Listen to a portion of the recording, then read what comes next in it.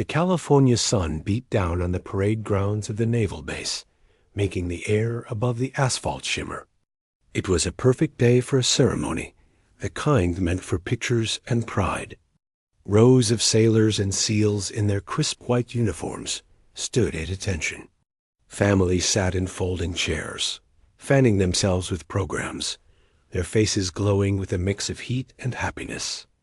On the raised platform, flags hung limp in the still air, and senior officers waited their turn to speak. The man of the hour was Brigadier General Richard Vance. Everyone knew him by his call sign, Ironhead. He stood straight as a rod, his uniform covered in ribbons that told silent stories of a long, hard career. To the young sailors, he was a legend from the old days. To the public, he was the tough but fair face of the teams. He moved through the ceremony with a practiced ease, shaking hands, pinning medals, offering firm nods that felt like a blessing dot. Near the back of the line of awardees stood Lieutenant Lisa Rios. She was a signals expert, someone who worked with the complex technology that kept teams safe and missions successful. Her work wasn't about kicking down doors, but her skills had saved lives more than once. Today, she was getting a commendation medal for her actions during a chaotic, failed mission where her calm voice and quick thinking had pulled 2 trapped swimmers to safety. She was proud, but also nervous. Like everyone here, she respected the general, but she'd also heard the stories about his sharp tongue and his obsession with the smallest details. As her turn approached, she took a quiet breath. Her dark hair was pulled back in a tight, professional bun, just like regulations said. But at the front, a single streak of blonde, a recent bit of personal expression, caught the bright sunlight. She had checked the rules. Hair color was allowed as long as it was natural looking. She thought it was fine. Lieutenant Lisa Rios, the announcer called out. She stepped forward, her boots making a clean sound on the wooden stage. She walked up to General Vance, stopped sharply, and saluted. He returned the salute, his eyes giving her a quick once-over. The audience clapped politely. He picked up the medal from the velvet cushioned dot then, his gaze locked onto that streak of blonde in her hair. For a second, everything seemed normal. He leaned in as if to pin the medal on her chest. But instead of the pin, his hand came up. It didn't pat her shoulder.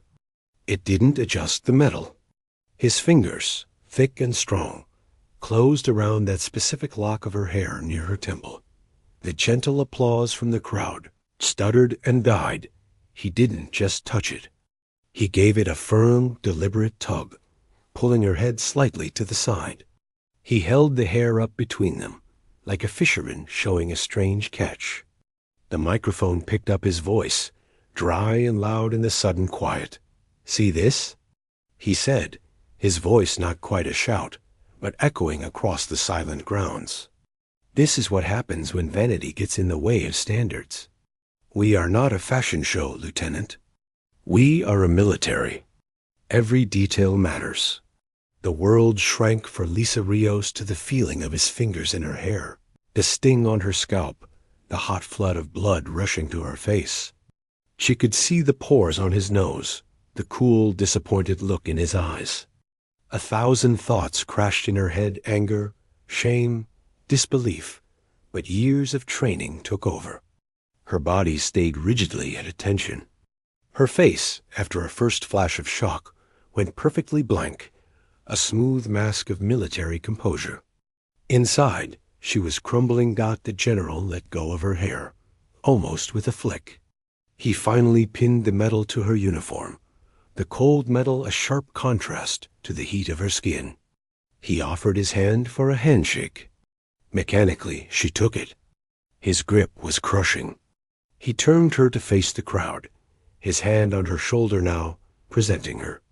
"A fine sailor," he said, "who would be even finer with proper attention to regulation." The applause that came was weak, confused, scattered. People didn't know what to do. They had just witnessed something they couldn't quite believe. Lisa managed the required salute, turned, and walked off the stage. Her steps were measured and even, a miracle of discipline. She found her spot among the other awardees and stood, looking straight ahead, seeing nothing. The ceremony continued, but the air had been sucked out of it. The proud, happy feeling was gone, replaced by a thick, uncomfortable tension dot in the audience. A young sailor next to his parents whispered, "Did he just pull her hair?" His mother shushed him, her own face pale. A senior chief in the front row stared at his own shoes, his jaw working. A female lieutenant commander felt a cold knot form in her stomach, remembering a similar private moment of humiliation from years ago. From a different superior, back on the stage, General Vance carried on as if nothing had happened. He believed he had done his duty correcting a junior officer, publicly reinforcing standards. It was leadership, as he understood it. He didn't see the fracture he had caused Dot by that evening. The story was no longer contained to the parade ground. Phone videos, shaky and jarring, were passed from person to person. Text messages flew. "Did you hear what Ironhead did to Rios?" In the barracks, in the mess hall, the only topic was the grab. The official base email that night called it an unfortunate incident during the ceremony and said it was being addressed through the appropriate channels. The language was cold, empty, and it told everyone everything they needed to know. The system was closing ranks. Lieutenant Rios sat alone in her small, neat room on base. The commendation medal lay on her desk, its ribbon bright. Her scalp still tingled where his fingers had been. She looked at the medal, then at her computer screen, open to the formal complaint form. The gap between the pride she should have felt and the shame that had been forced on her was a canyon. And she knew, staring at that form, that choosing to fill it out would be the start of a different, much harder mission. The silence that followed the ceremony was louder than any shout. For 2 days, the base in Coronado operated under a heavy, unnatural quiet. Official business moved on, briefings, training, maintenance, but underneath the surface, a current of electricity was buzzing through every hallway and mess hall. Lieutenant Rios moved through her days like a ghost. She showed up for her shifts in the Signals Intelligence Unit, her eyes focused on her screens, her voice calm and professional over the comms. She spoke only when necessary. The other sailors in her unit treated her with a careful, painful kindness. They'd bring her an extra coffee, ask if she needed anything, but their eyes would slide away from hers quickly. They all knew. Everyone knew. Her scalp didn't physically hurt anymore, but she'd catch herself in the middle of typing a report or analyzing a frequency, reaching up to touch the spot where his fingers had been. It felt like a brand. She knew what she had to do. Sitting at her small government-issued desk after hours, she finally opened the official complaint form on her computer. The screen glowed in the dark room. The language was cold and legal. Asterisk date of incident, time, location, description of alleged wrongdoing. Asterisk. Her fingers hovered over the keys. How do you describe the feeling of your head being jerked to the side in front of 1,000 people? How do you put into a formal box the heat of your own blood flooding your face, the sound of a crowd's applause dying in its throat? She typed slowly, sticking only to the facts, her words feeling thin and useless. When she hit submit, there was no sense of relief, only a hollow feeling, like she had just thrown a single pebble into a deep, dark well. Meanwhile, in the senior enlisted quarters, a different kind of meeting was taking place. Senior Chief Will Tanner sat in a worn recliner, a cup of cold coffee in his hand. 2 other senior enlisted leaders were with him. A master chief from the logistics team who everyone called the bank because he knew where every piece of gear was, and a senior chief from the medical unit, a quiet but fiercely observant woman. The TV was off. They weren't there to watch a game. This can't just stand, the bank said, his voice a low rumble. He wasn't talking about anger. He was talking about a broken system. I've got third-class petty officers asking me if it's open season on their sailors now. They're confused. That's dangerous. The medical senior chief nodded. It's not about the hair. It's about the why. Why did he think that was okay? What does that say about what he really thinks of his people? Tanner listened, staring into his mug. He had known Lieutenant Rios since she was a boot. He'd seen her grit, her intelligence under pressure. He'd also served under officers like Vance for decades. The kind who believed leadership was a club, not a responsibility. The complaint will go into the machine, Tanner said finally. And the machine will spit out a piece of paper that says sensitivity training and remind everyone to move on. It'll bury her. And he'll get stronger. So what's the play then? The bank asked. We're not officers. We can't court-martial him. No, Tanner agreed. But we can bear witness. We can remember. And we can make sure the right people remember too. This wasn't about mutiny. It was about accountability, a concept deeper than rank to people like them. They started talking, not about what they could destroy, but about what they could build. A record, a true story. Out in the wider world of the base, the Whisper Network was in full swing. It wasn't organized. It was organic. In the women's locker room, a young explosives technician told her friend, "He did the same thing to me last year about my nail polish. Made me scrub it off with a wire brush in front of the whole workshop." Over a weightlifting session, a communications specialist muttered to his spotter, "He canceled my leave before my kid's birth because he said my request form had a smudge on it." A smudge. These weren't stories of battle. They were stories of 1,000 small cuts, of power used to pinch and demean. Not to lead. Someone, anonymously, started a private online forum, just a simple encrypted chat room. They called it the Ledger. At first, it was just a place to vent. But then, a pattern emerged. The stories weren't random.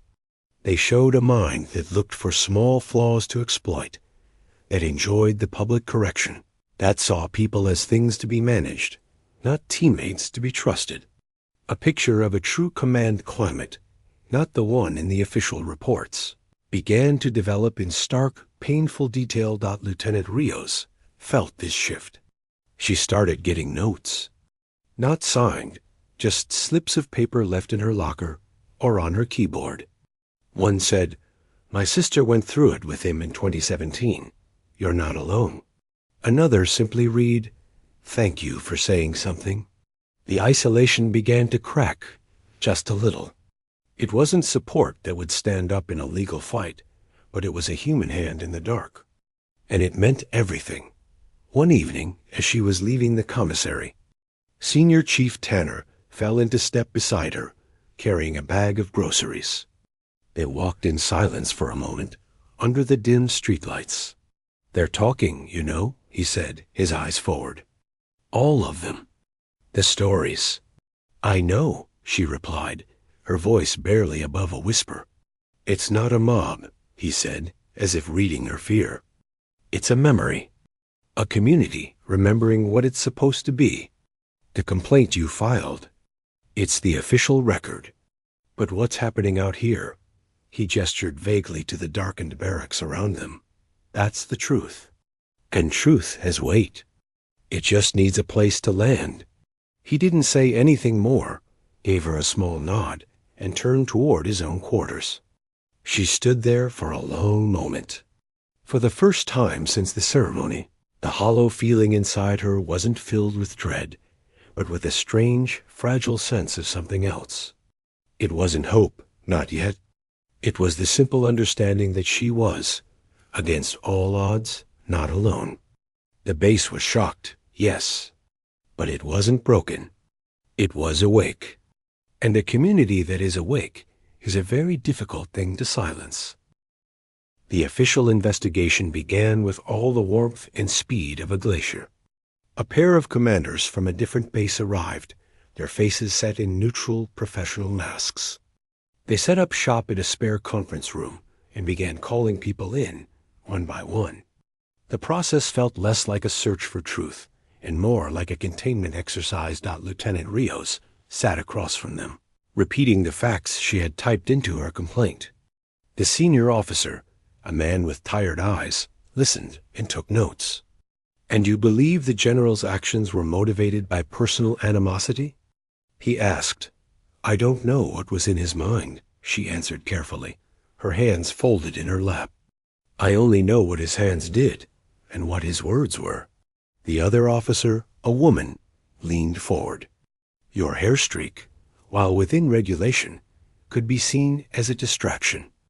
Do you think perhaps the general was making a broader point about unit cohesion and perception?" The question felt like a trap. She could see the path they were laying down. A well-intentioned leader, perhaps a bit too rough, correcting a junior officer who was perhaps a bit too individualistic. A misunderstanding. A teaching moment gone slightly awry. She stuck to her facts, but when she left the room, she felt dirty, as if her own experience was being quietly reshaped into something else. Meanwhile, General Vance's life seemed undisturbed. He was seen in his office, in the command center, moving with the same assured stride. He gave a briefing to visiting politicians, his presentation sharp and impressive. To anyone watching, he was a man who had dealt with a minor, unpleasant bump in the road and had moved on. The message to the base was clear. The machine was turning, and it was turning in his favor. The whispered stories in the ledger began to be tinged with a new feeling, despair. "They're going to let him walk," one anonymous post read. Asterisk, "He's too connected." "She's just a lieutenant." Asterisk, but in the shadows, a different kind of machine was humming. Senior Chief Tanner's informal council was meeting again, this time in the living room of the retired Master Chief, a man who had served for 40 years and whose small house was a museum of naval history. The air smelled of old books and strong coffee. With them was the former JAG lawyer, a sharp-eyed woman who now taught law, and the intelligence captain, who had a genius for seeing patterns in chaos. They were not plotting a rebellion. They were building a case. A real one. "This isn't about the hair pulling," the retired Master Chief said, his voice gravelly. "That's just the symptom. We need to diagnose the disease. What kind of command climate lets a man think that's acceptable?" The former JAG lawyer had a laptop open. "So we look for the climate. Not feelings, facts, paper trails, contradictions." They started piecing it together, not from gossip, but from the dry, dust-covered records of normal Navy business. The bank, the logistics Master Chief, provided the first solid piece. Remember the team-building exercise in Norway 2 years ago? Vance insisted on a specific private ski lodge for the senior staff. Cost the travel budget an extra 60 grand. Said it was for security. I did the paperwork. There was no security reason. There was a golf course nearby. The intelligence captain nodded, making a note. A pattern of using operational funds for personal comfort. Look for other discretionary spending, conference trips, training venues. Cross-reference them with his personal travel. The medical senior chief spoke up. After the dive accident in 21, the internal review recommended a specific equipment upgrade. Vance shelved it. Called it too costly for the marginal gain. The cheaper gear he approved failed a stress test 6 months later. Luckily, no one was using it. Prioritizing budget over safety, the JAG lawyer noted, and disregarding expert recommendations. Tanner brought forward the human tool. He didn't use names from the ledger, but he presented the pattern. A consistently high rate of transfer requests from Vance's past commands, especially among talented junior officers and enlisted specialists. A cluster of formal complaints that had all been dismissed at a low level. all citing personality conflicts. A reputation for publicly targeting individuals, always under the cover of high standards. Piece by piece, a new portrait emerged, not of a hero who had a bad day, but of a leader who saw the Navy as his personal empire. A man who bullied the weak, ignored experts, wasted resources, and surrounded himself with people who would not question him. The hair-pulling wasn't an anomaly. It was the perfect, public example of everything he was in private. Lieutenant Rios, feeling the official process slipping away, was approached quietly by the intelligence captain. They met off base at a quiet park bench overlooking the ocean. "I'm not here to ask you for anything," the captain said. "I'm here to tell you what we're seeing. The investigation you're in is a dead end. It's designed to be. But there are other avenues." She showed Rios nothing written, named no names. She simply laid out the pattern they were seeing, the cold facts of misused money and ignored safety reports. "His leadership isn't just mean," the captain said softly. "It's corrupt, and it's putting people at risk. That is a language the institution understands far better than it understands humiliation." Rios felt a shift inside her. This wasn't about her shame anymore. It was bigger. It was about the sailor who might get hurt because of faulty gear. It was about the wasted money that could have been for better training. Her personal hurt was a small part of a large, rotten tree. "What do you need from me?" Rios asked, her voice firm for the first time in weeks. "Nothing you can't give," the captain said. "Your truth. And your patience. When the official report comes out, and it says it was just a mistake, it will hurt. But it won't be the end. It will be the beginning of the next phase. Can you be ready for that?" Looking out at the vast, endless ocean, Lieutenant Rios nodded. The hollowness was finally gone, replaced by a cold, clear resolve. The battle had just changed. They were no longer asking the system for mercy. They were preparing to show the system its own failure. The official report landed with a quiet, bureaucratic thud. It was delivered to Lieutenant Rios in a plain envelope. The findings were exactly what Senior Chief Tanner and his group had predicted. The incident was described as an unfortunate lapse in judgment by General Vance during a well-intentioned attempt to reinforce standards. It noted the lieutenant's hair was technically within regulation, but suggested that individual expression must always be weighed against unit uniformity. They recommended actions were a formal letter of instruction placed in Vance's. File a temporary black mark that would likely be removed in a year, and the mandatory sensitivity training for all senior base leadership. Lieutenant Rios was offered a lateral transfer to a different command to allow for a fresh start. It was a masterpiece of washing away a problem.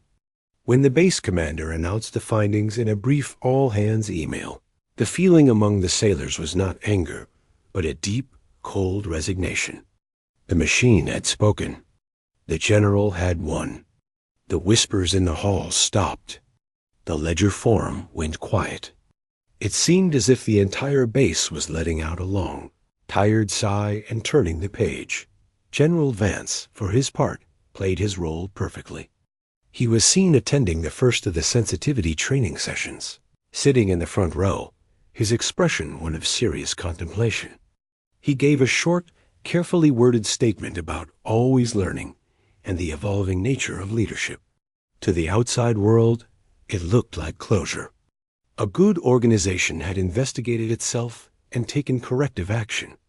The story was over, but in the retired Master Chief's living room, the mood was not of defeat, but of focused intensity. The final piece of their package had arrived. The intelligence captain had used her contacts not to get classified information, but to access publicly available defense expenditure databases and cross-reference them with travel logs. obtained through legitimate Freedom of Information Act requests. The picture was undeniable. "You see here," the former JAG lawyer said, pointing to lines on a spreadsheet projected against a white wall. "The security conference in Edinburgh. Vance claimed per diem and lodging for 5 days. The conference agenda shows it was only 3 days. He used government funds to cover a 2-day personal side trip to a famous golf course. That's fraud." The bank, the logistics chief, pointed to another line. The specialized training equipment purchased for his last command. A vendor no one had heard of. Bids waived due to urgency. The equipment was never used. The company's address is a postal box, and it dissolved 6 months later.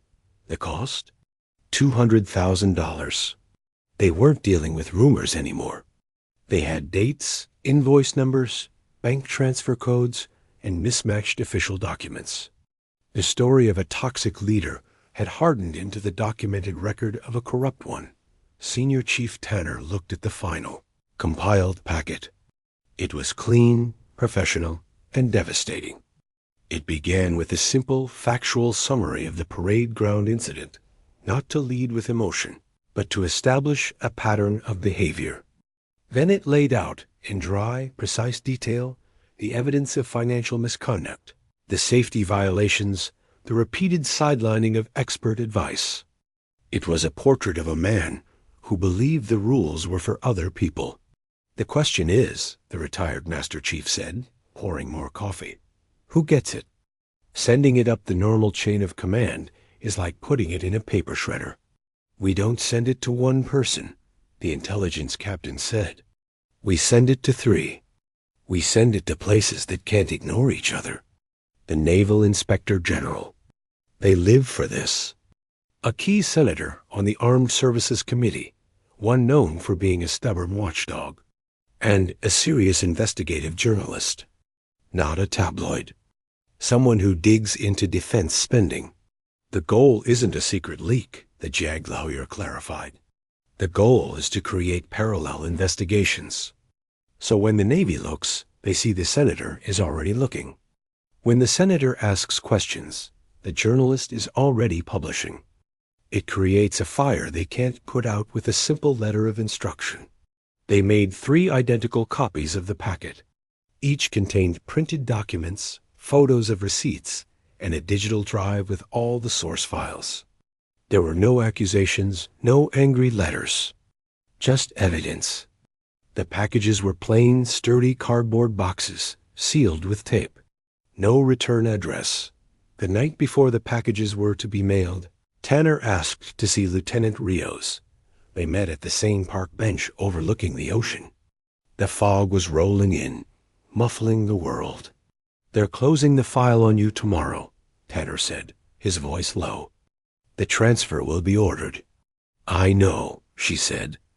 Her face was calm, but there was a steel in her eyes that hadn't been there before. "What we're about to do, it doesn't come from you," he said. "You have to be clean. You have to take your transfer, go to your new job, and be the excellent officer you are. This next part, it's on us. The old guys in the shadows." She nodded, understanding. Her fight, the personal one, was lost in the official records. But a bigger fight was beginning. Will it work? Tanner looked out at the hidden ocean, the sound of the foghorn groaning in the distance. "It's not a grenade. It's a spotlight. We're not blowing him up. We're just turning on all the lights in the room so everyone can finally see what's really there. A spotlight is harder to ignore than a shout." He handed her a small, sealed envelope. "Don't open this until you get to your new command. It's not evidence. It's just a reminder." The next day, from 3 different post offices in 3 different cities, the packages began their journeys. At the same time, Lieutenant Rios formally accepted her transfer orders. She packed her few personal items from her base quarters into a single duffel bag. As she walked to her car, she saw General Vance crossing the parking lot, laughing with another senior officer. He didn't even glance her way.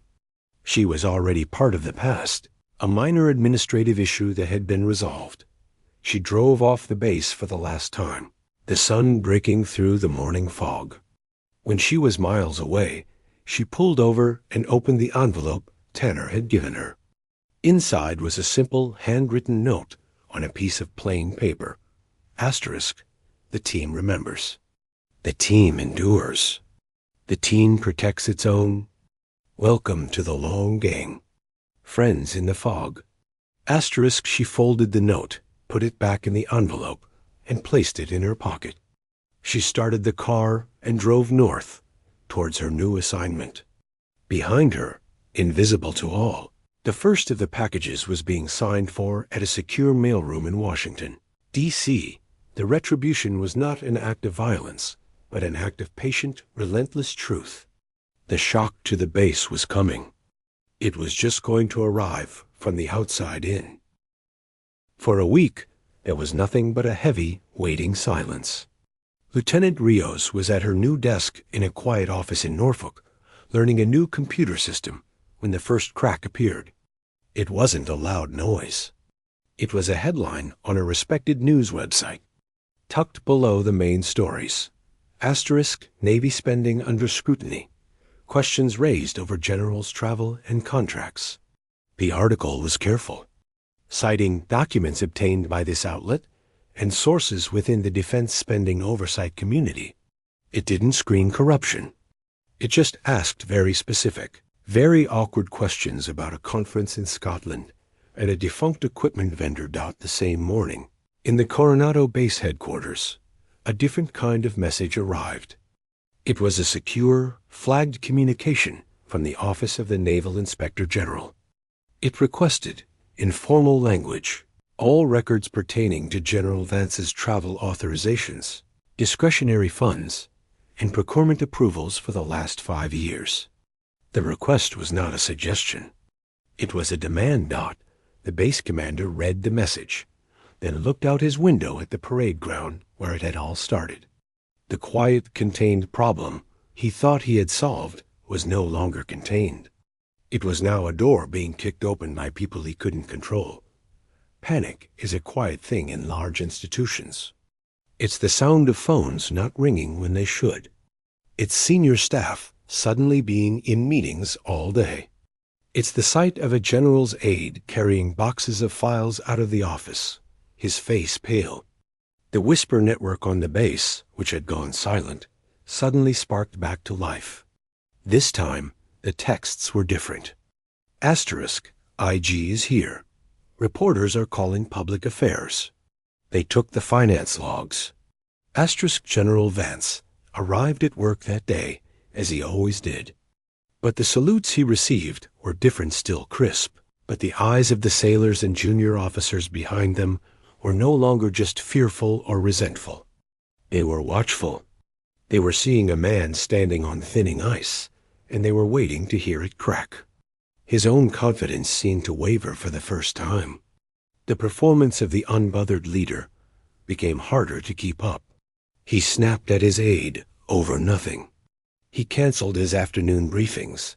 The story began to grow, not like an explosion, but like a stain spreading.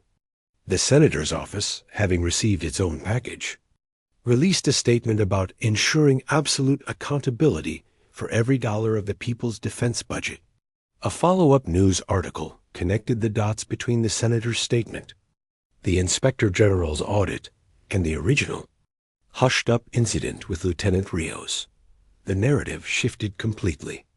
This was no longer about a single moment of poor judgment. It was a story about a culture of impunity, about a leader who thought he was untouchable, and about a system that had tried to look the other way. Within 48 hours, the pressure was immense and inescapable. The Navy, which could tolerate a public relations headache about leadership style, could not tolerate a simultaneous investigation from its own watchdog, Congress, and the press over financial misconduct. It was a triathlon of accountability, and Vance was losing on all 3 fronts. The announcement came on a Thursday morning. It was not made on the base. but from a podium at the Pentagon. A calm-faced admiral read a short statement. In light of ongoing inquiries, and to ensure the integrity of those processes, Brigadier General Richard Vance is being placed on immediate administrative leave, pending the results of a comprehensive review. His duties are being reassigned. The word leave was a gentle fiction. Everyone knew it was the end. He was finished. There would be no glorious retirement ceremony, no final salute on the parade ground. There would be lawyers and hearings, and likely a quiet, forced retirement stripped of honors. On the base in Coronado, the news spread instantly. There was no cheering. That wasn't the feeling. It was a collective deep exhale, a release of a tension that had been held in every chest for weeks. In the signals unit, a young petty officer who had been afraid to speak up looked over at his coworker and simply said, "Huh." The medical senior chief, who had helped build the case, allowed herself a small, tight smile as she restocked bandages. Senior Chief Tanner was in the gym when he heard. He didn't stop his set of bench presses. He just finished his reps, racked the bar, and took a long drink of water. The job was done. Weeks later, Lieutenant Rios was in her new office in Norfolk when a secure email arrived. It was a notification about a new task force being formed to reform reporting procedures for command climate issues. Her name was on the list of requested members due to her relevant recent experience and demonstrated professionalism. It was a quiet offer, not just of a job, but of a voice. It was a way to make sure what happened to her would be harder to do to the next person. That evening, she walked down to the seawall. The water in Virginia was different from the Pacific, but the smell of salt and the sound of gulls were the same.